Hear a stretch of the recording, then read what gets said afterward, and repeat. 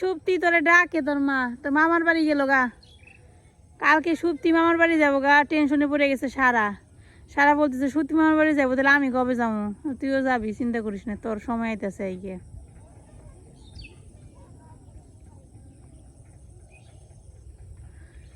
School বন্ধ হলে বাচ্চাদের একটাই আবদার, মামার বাড়ি মামার বাড়ি মামার বাড়ি। বাবা তুই হিসাব করে পারস? তোর দিদি ঘরে যে ধান ভিজা রয়েছে, বৃষ্টি রোদ তো উঠে না, কি করুম কষে না। তোর দিদি কবে দেখছো বাড়িতে ধান থুয়ে বাপের বাড়ি খাবার যায়, কি করুম তুই বল?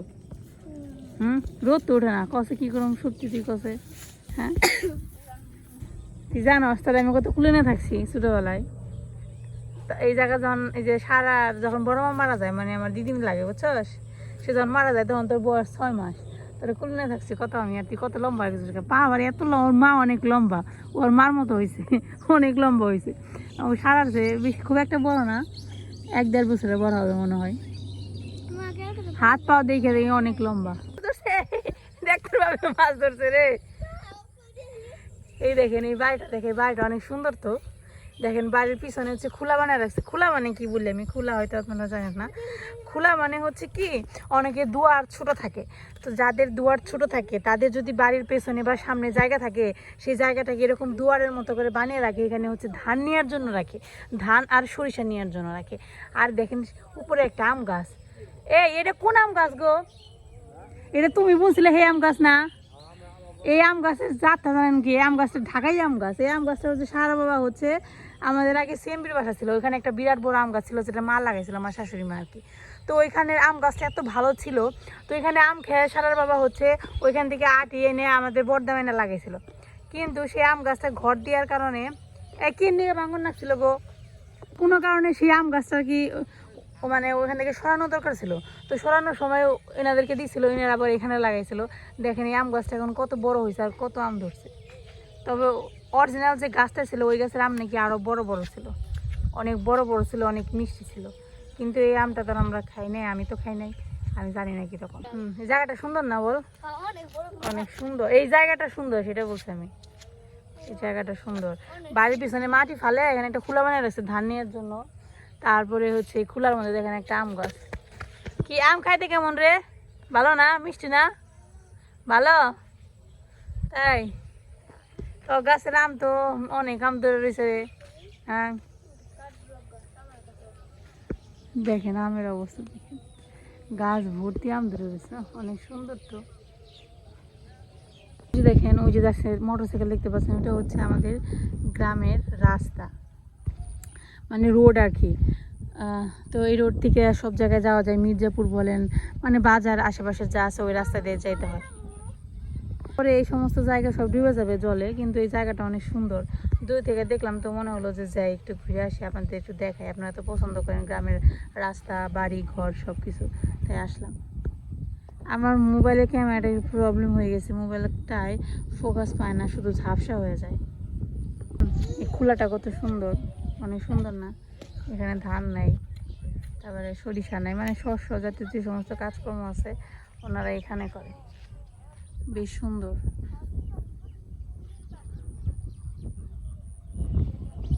আর ওই যে দেখেন উনি যে কত মাছ ধরতেছে, তবে আকাশে একটু একটু মেঘ আছে এখনো, একেবারে পরিষ্কার হয়নি আকাশটা।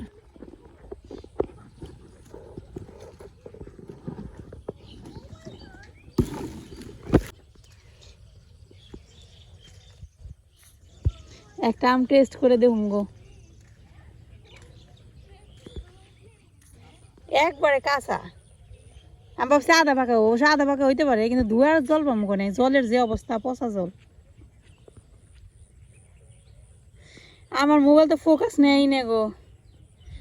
একটা আম ছিলাম,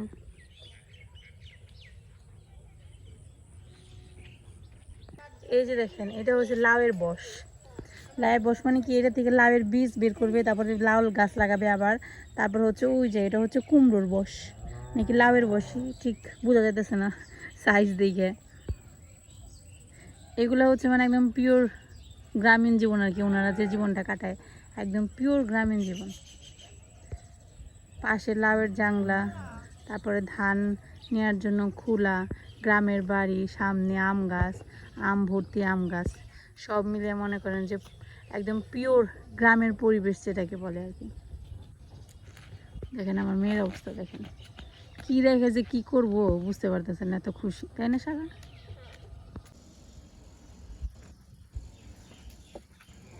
এটা হচ্ছে পরের দিন সকালবেলা, বিকেল থেকে ব্লগটা শুরু করছিলাম, কিন্তু পরের দিন সকাল থেকে আবার শুরু করলাম আর কি। তো আজকে মা বললো কচু শাক খাবে, তো আমাদের একটা ঘরের পাশেই হচ্ছে কিছু কচু আছে, তো এখান থেকে কচুগুলো কাটতে আসলাম। এটা জায়গাটা খুব ভালো, মানে নোংরা জায়গা না। এই যে দেখতে পাচ্ছেন আমার পিছনের সাইডটা হচ্ছে রাস্তা, আমাদের পাশের বাড়ি আর কি এই দিক দিয়ে চলাচল করে, আর হচ্ছে আমাদের টিনের ঘর, টিনের ঘরের পাশে অল্প কিছু কচু আছে আর কি। তো এখান থেকে কচু আনতে আসলাম। তো আবহাওয়া দেখে মনে হচ্ছে বৃষ্টি আসবে, গতকালকে রাতে অনেক ঝড় আর বৃষ্টি হয়েছে, সকালবেলা আবহাওয়া কেমন জানি মেঘলা মেঘলা। একটু ধান শুকানোর বাকি ছিল, কিন্তু রোদ তো উঠতেছে না, সমস্যায় পড়ে গেলাম। যাই হোক, তো যাক, কি আর করার, কচু নিতেছি। মনের মধ্যে একটু ভয়ও কাজ করতেছে যদি আবার সাপ টাপ থাকে, কিন্তু না, এই জায়গাটা ওইরকম না, মানে সাপ থাকার উপযোগী না আর কি, কচুই থাকার উপযোগী আর কি, সাপ থাকবে না। তো এখান থেকে যা ছিল কচু সব কেটে ফেলতেছি, কচু দিয়ে কচু শাক হবে, নিরামিষ কচু শাক, মাসকলাইয়ের ডাল দিয়ে হচ্ছে রসুন দিয়ে আর কি। তো এই বাড়িতে আসার পর মায়ের রান্না বান্না করতেছে, মাটির চুলায় রান্না করা হচ্ছে না, গ্যাসের চুলাতেই করা হচ্ছে। মাটির চুলা অবশ্য আমাদের আছে, কিন্তু মাটির চুলায় রান্না করা হচ্ছে না কেন? এখন তো বর্ষাকাল, বৃষ্টি হয়, বৃষ্টি বেশি হলে চুলার নিচ থেকে জল উঠে বর্ষাকালে আর কি। তো রান্না যারা সবসময় করে তাদের জন্য ঠিক আছে, আমরা যেহেতু অনেকদিন পর পর আসি, এর জন্য চুলার মধ্যে জল উঠে থাকে, তখন রান্না করতে গেলে অনেক সমস্যা হয়। এর জন্য আর মাটির চুলায় রান্না করা হচ্ছে না, গ্যাসের চুলাতেই করা হচ্ছে। আর আমাদের গ্রামে হচ্ছে সিলিন্ডার গ্যাস, লাইনের গ্যাস না, এগুলা কিনে কিনে আনতে হয় আর কি, গ্যাসের বোতল যেটা বলে আর কি, সিলিন্ডার। তো এই যে দেখেন এতগুলো কচু হয়েছে, এই কচুগুলোতে আমাদের হয়ে যাবে আর কি, খাওয়া একবেলা, দুই বেলায় হবে আর কি।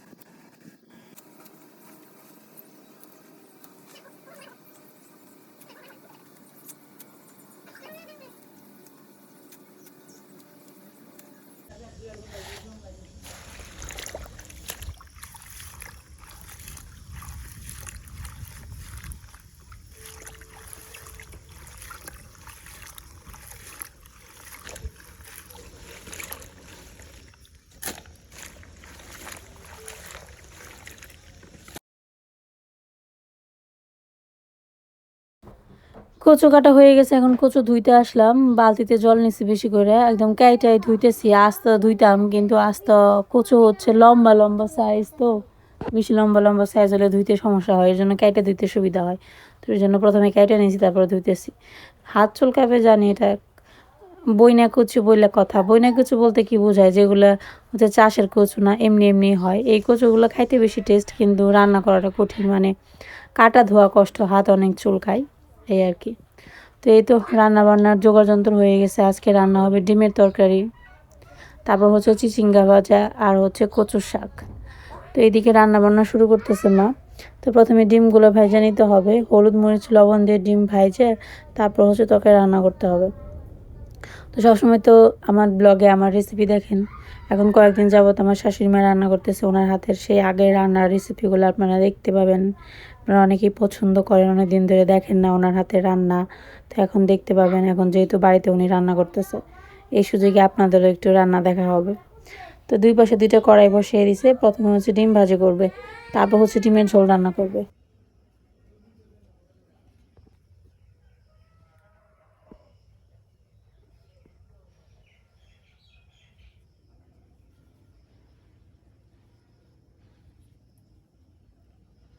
চুলকালে হাতে সেঁক দিতে।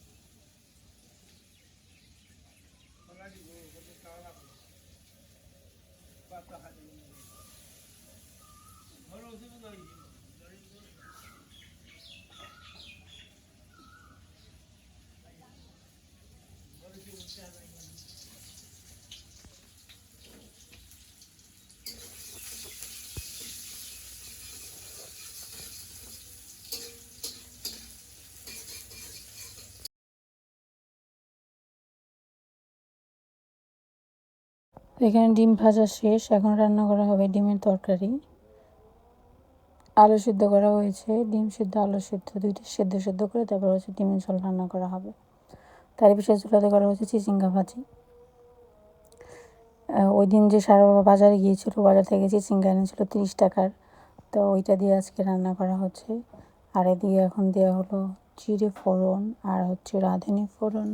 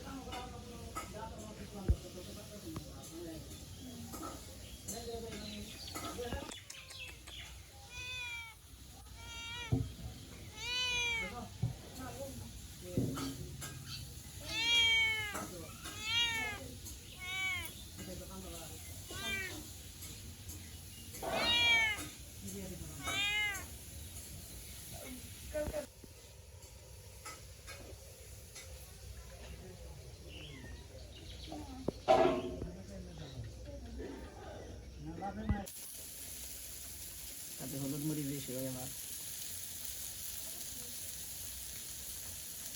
কাল দেয় লাগবে না, না পেঁয়াজ পরে দিন।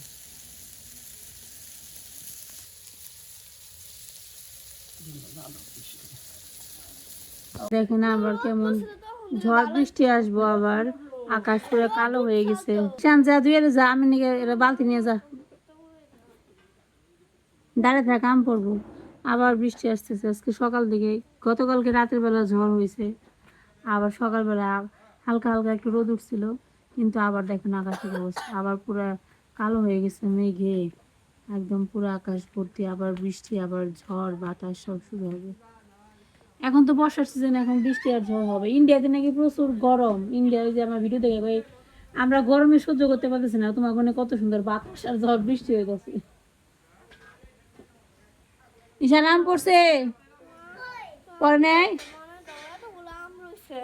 অবস্থা, কি অবস্থা, ঝড়ের অবস্থা দেখেন, পুরো আকাশ কালো হয়ে গেছে দেখেন। এখন এখানে নিচে নামলে সে দেখা যায় বরং ঠিক মতো, কিন্তু নিচে নামতে ইচ্ছা করতেছে না। এখান থেকে দেখেন আপনারা, দেখছেন কি পরিমাণ আকাশ কালো মেঘে ঢেকে গেছে, অলরেডি বাতাসও শুরু হয়ে গেছে। রাস্তার অবস্থা ভালো না, গতকালকে ঝড় বৃষ্টি হয়েছে তো রাস্তা আরো কাদা কাদা হয়ে গেছে, এই জন্য নিচে যাবো না, এখান থেকে ভিডিও করবো। কাকাকে খের থুয়ে এবার যায় না, খের আজকে দিয়েছিলেন না ওরা? আজকে সকাল দিকে কেমন জানি বৃষ্টি বৃষ্টি, কি অবস্থা। আগে আমাদের এই কলা গাছগুলো ছিল না, এগুলো নতুন লাগাইছে মা, এখান থেকে আমরা কলাও খাইছি, কিন্তু এগুলো কেটে ফেলার ইচ্ছা আছে। কলার গাছটা সব কেটে ওই পিছনের অংশটা পরিষ্কার করে ফেলানোর ইচ্ছা আছে। কি চিৎকার করিস না, আমাদের এই চকের মধ্যে দেখা যায় অনেক টায়ার আছে, মানে টায়ার এগুলোকে কি বলে, মোবাইলে টায়ার দীপ্ত বলে নাকি, নেটওয়ার্কের জন্য যেগুলো ব্যবহার করা হয় প্রচুর আছে, কিন্তু মোবাইল নেটওয়ার্ক পায় না, এটা কি সে তা জানি না, এখন কোন সিমে সেটা তো জানা নাই। ঝড় আসলে অনেক আনন্দ পায় তাই না ঈশান? সবাই ঝড় আসলে টেনশনে পড়ে, মেঘ দেখলে বৃষ্টি দেখলে সবাই টেনশনে পড়ে, কারণ হচ্ছে যে সবারই তো ধান আছে, খড় আছে, এগুলো তো এখনো নেওয়া হয় না, যার কারণে সবাই আর কি টেনশনে পড়ে। তো এই যে ঈশান আর সারা, এরা হলো এই পাবলিক ভিডিও তো খুশি হয়। এই বৃষ্টি এসে বসে, চল চল চল চল, বৃষ্টি এসে বসে চল। দেখছেন আকাশের অবস্থা কি কালো হয়ে আছে, দেখে কি মনে হয় এখন বাজে হচ্ছে 11টা, কিন্তু দেখে মনে হচ্ছে যে বিকেল 4টা বাজে, এরকম অবস্থা, আকাশটা এত কালো হয়ে গেছে। আজকে একটা আম পড়লো নাকি, ব্যাপারটা কি? ও ঘটনা হয়েছে গতকালকে রাত্রে ঝড় হয়েছে না, ঝড়ে মনে হয় আম সব পড়ে গেছে, যা ছিল আর কি পাকা আম, এখন যা আছে সব শক্ত কাঁচা আম, এর জন্য কোনো আম পড়তেছে না, তাই না?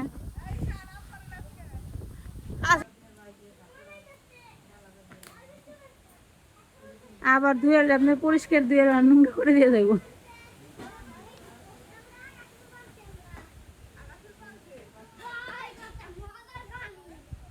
তো যাদের এখানে অনেক গরম, তারা তো এই বাতাস দিকে পুরো শান্তি পেয়ে যাবো।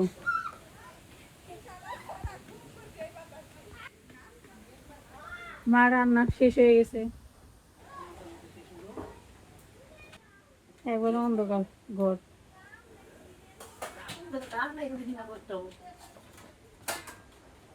এই যে নামলো বৃষ্টি অবশেষে, বৃষ্টি নামলে ধুয়ে রাস্তাঘাটের অবস্থা খুব খারাপ হয়, কাদা হয়, মানে একটু মানে ঘর থেকে বেরোনো যায় না আর কি, এরকম একটা অবস্থা। ভিতরে যা, ভিতরে যা, জুতা খুলে ভিতরে যা।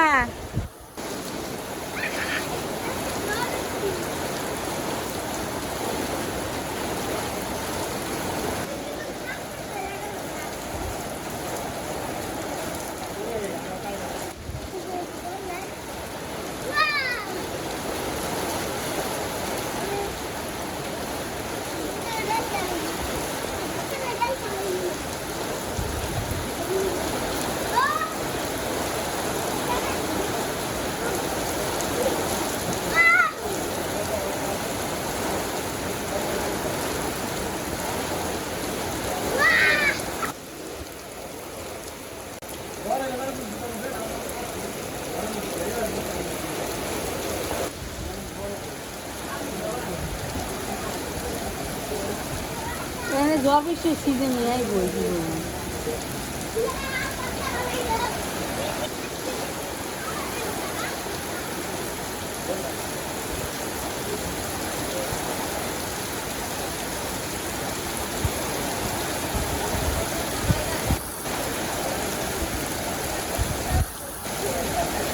দেখেন কখন বৃষ্টি নামছে, সেই যে এখন মনে হয় যে নিম্নচাপ টাইপের বৃষ্টি হয় না, 1-2 দিন যাবত বৃষ্টি হতেই থাকে, ওই রকম মনে হয় বৃষ্টি শুরু হইলো। আর এই আমাদের দুয়ারে আম পড়ছে, মা আবার আম করতে গেছে, ওই যে আম করতেছে, সারাদিনই আম করে, একটু পরপরই পরে, একটু পরপরই ফোটা লাগে।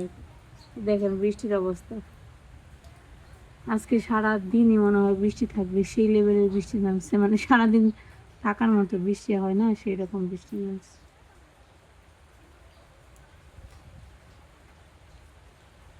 না হচ্ছে ঘর টর পরিষ্কার করবো, থালা বাটি ধুইবো, তো বৃষ্টি নামছে দেখে যাইতেও পারতেছে না, এখানে বসে গেছি, বৃষ্টি কমলে পরে যাবো।